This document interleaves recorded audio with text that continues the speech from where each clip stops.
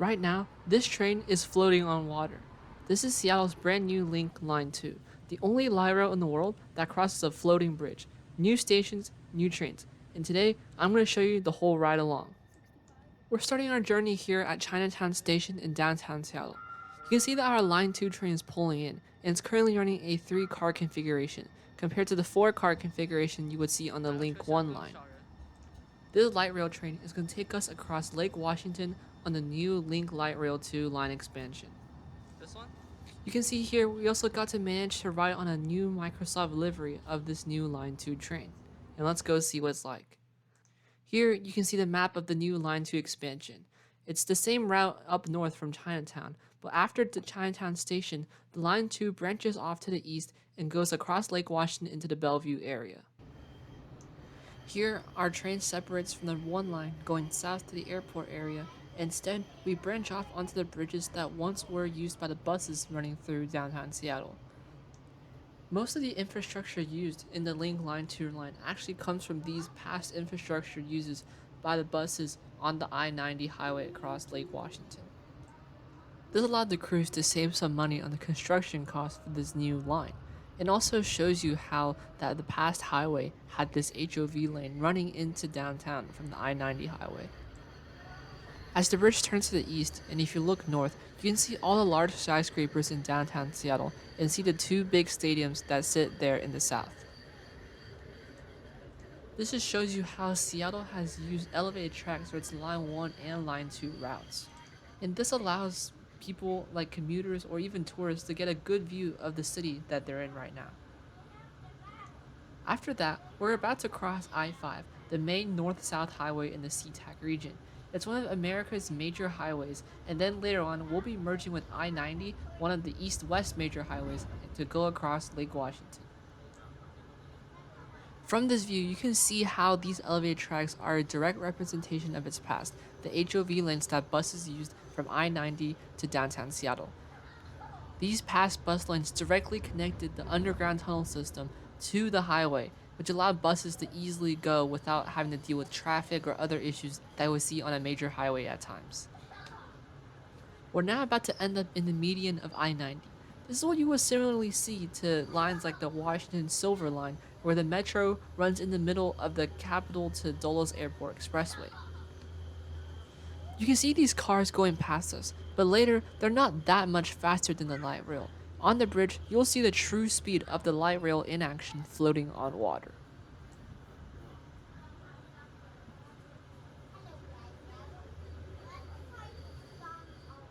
Here, you can notice how the tracks are standard gauge size tracks, but they're not like the light rail tracks you would typically see in a city in the downtown area.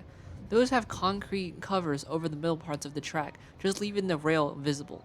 Here you can see the complete track with the wood on the bottom visible to the rider, and just like a reminder of how it's like infrastructure for a heavy rail system, but you have light rail cars running on top of it at high frequencies across the area. We're now about to reach our first stop after Chinatown, which is Judkins Park. This station is located in the middle of a park named Judkins Park. Some parts of the park directly cover the station, while there's an entrance for people up on the top of the park to go down to the platform to ride the Link light rail system. You'll see this similar type of infrastructure later in the video. Now we join the tunnels that go underneath Mount Baker with the highway as part of the past HOV tunnels that once ran through this area. You can see from my last video, Seattle Light Rail has so much different types of routes. They got elevated, on grade, and now underneath the ground. It's really interesting all these different types of infrastructure on a light rail line.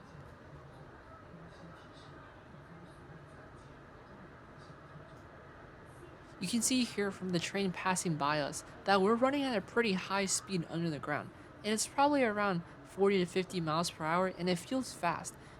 It's not the type of slow speed you would expect a light rail car to have in traffic with a bunch of other cars on a shared road. And now we emerge out of the tunnel to join I-90 across Lake Washington. Since we're underground, we go up a bit to meet up with the highway, but then we go down and touch the water as part of the floating bridge across Lake Washington. And this makes the Seattle Link 2 line the only light rail system that floats on the water. You can see here how the other bridges for the car is also floating on water, and the bridge in the middle was used for the HOV lane in the past, but now it has been removed and now solely used for light rail, specifically the light rail Link 2 line. From here, we're reaching our max speed that you would see on a Seattle light rail train. We're running at a pretty similar speed to the cars, and some of the cars are going faster than us. It's still a comparable 50 to 60 mile per hour speed for a light rail train going across the lake. The smoothness, however, was very smooth on this route. It was very peaceful with little to no shaking that I could feel while riding the train. I could easily stand on this train, and I filmed this while standing, looking out the window. And if you just look out, it's very peaceful seeing the ocean, the sea all around you on a floating bridge while riding a light rail train across the Seattle region. It's a very interesting engineering marvel that these engineers pulled this off on a light rail train across a humongous lake, and credit to them for building such an amazing experience. But for now, we're gonna get off at East Main Station and start to head back.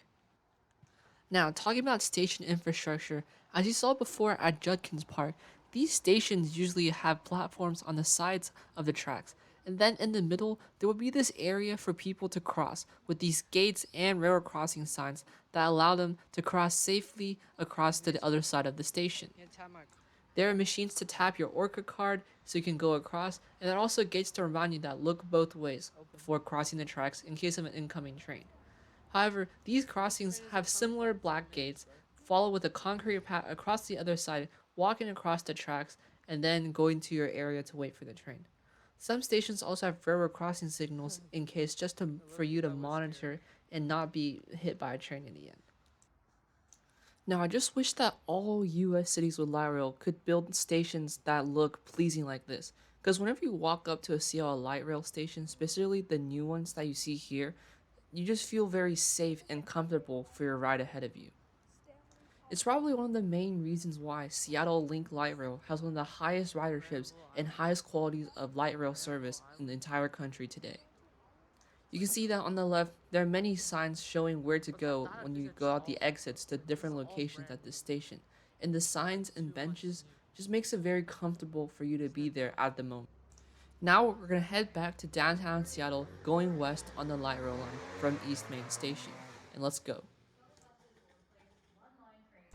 Now, on the way back on the elevated tracks, going right next to Lake Washington, you can just see the mountains that surround Seattle's landscape, the Cascade Mountains to be specific, and they're a very natural wonder in this world. We're now arriving at South Bellevue Station, and the Link 2 line used to stop here before the Cross Lake connection was completed. It ran from here all the way up to Redmond for commuters to go. But now, with the Cross Lake connection completed, travelers can easily go from Redmond near the Microsoft headquarters all the way to downtown Seattle and all the way up north to Linwood. And before you know it, we're now merging back with I-90 to cross Lake Washington and go back to downtown Seattle. And you can see here that this road is like an elevated road for cars, except instead of cars, you have a light rail train that's joining the highway.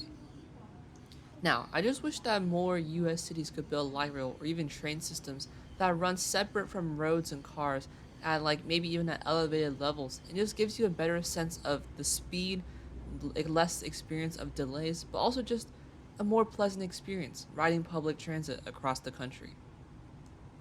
It could be a good reason to boost ridership in certain cities with public transportation. And now with that, we're back in the medium of the road and we're about to cross Lake Washington. So enjoy this peaceful montage of this light rail train zooming past the sea floating on a bridge.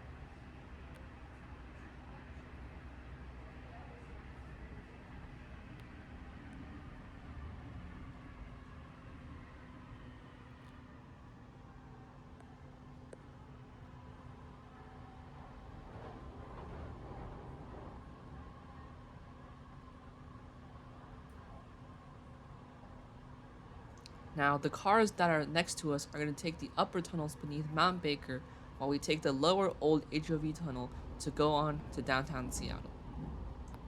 Now, just to remind y'all, a single trip on the light rail costs $3, which isn't a bad price for Seattle. And with a day pass, you can easily go around the entire city or even cross the lake with unlimited rides on the light rail. And before that, we're back at downtown Seattle, and you can see T-Mobile Park and Lumen Field towering across the elevated tracks. And this shows you just how greatly this light rail system has been built in the past few years for this new line. And if you enjoyed this video, please like and follow and subscribe to the channel for more interesting videos about transportation in our world. See you in the next one.